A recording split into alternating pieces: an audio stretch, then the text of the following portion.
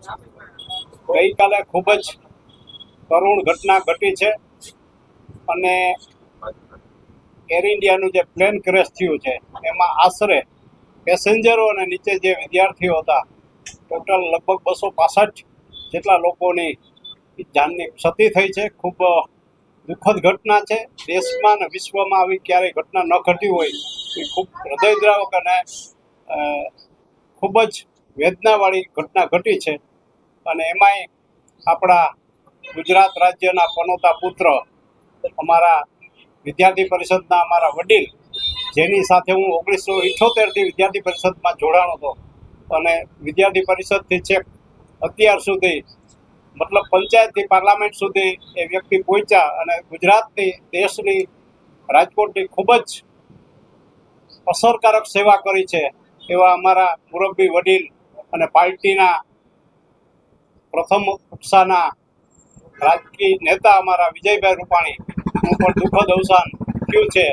265 લોકોની જે હતાહત થઈ દુઃખ થયું છે, ગુજરી ગયા છે, એની સાથે વિજયભાઈને અને બધા એમના જે સાથે જે ગુજરી ગયા એ બધા માટે હું મારી સંવેદના વ્યક્ત કરું છું, મારા વતી, મારી પાર્ટી વતી.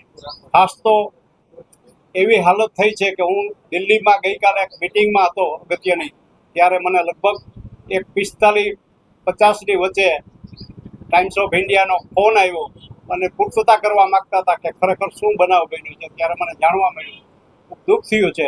અને વિજયભાઈ વિદ્યાર્થી પરિષદથી છેક ગુજરાત રાજ્યના મુખ્યમંત્રી થયા ત્યાં સુધીની એમની જે ઝળહળતી કારકિર્દી, વિદ્યાર્થીઓની સેવા કરી, રાજકોટ નાગરિકને, ગુજરાતના છેવાડાના લોકો સુધી જે જ્યાં એનાથી શક્ય પહોંચાય ત્યાં સુધી પહોંચી અને ઘણી બધી સેવા કરી. ઉપરાંત પાર્ટી માટે પણ સંગઠનમાં રહી અને ખૂબ જ સારું કામ કર્યું. સંગઠનના માહેર હતા અને મને કદાચ યાદ છે કે પહેલી વખત વિજયભાઈ ધારાસભ્ય થયા, 8 ટર્મમાં વિજયભાઈ મિનિસ્ટર થયા, 8 ટર્મમાં વિજયભાઈ પ્રદેશના પ્રમુખ બન્યા અને મુખ્યમંત્રી પણ બન્યા. આ કદાચ ભલે જ આવો દાખલો મળે એવા કર્મઠ કાર્ય કરતા હતા. ભગવાનને પ્રાર્થના કરીએ આવનાર આ જે એમના કુટુંબ ઉપર આવેલી દુઃખની ઘડી છે એ ભગવાન એમના પુત્ર પુત્રી અને અંજલીબેનને સહન કરવાની શક્તિ આપે તથા રાજકોટના નાગરિકો તરફથી અને રાજકોટ ભાજપ કાર્યકર તરફથી હું મારી સંવેદના વ્યક્ત કરું છું.